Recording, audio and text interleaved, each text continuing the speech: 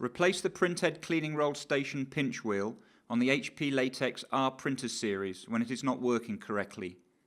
Before replacement, make sure the printer is idle.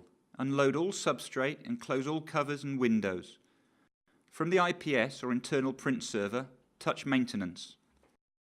In the list of maintenance operations, touch Replace the Printhead cleaning roll station pinch wheel, and then touch Start. The screen displays instructions for the replacement process. Keep in mind, if you follow the steps in this video, the instructions can just be used as reference. Open the carriage cover and printhead cleaning roll door. Pull the black knob to the side to release the pinch system.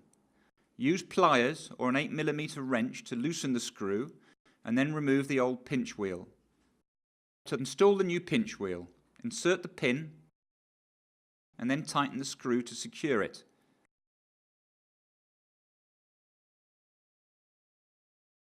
Use the black plastic knob to close the pinch wheel.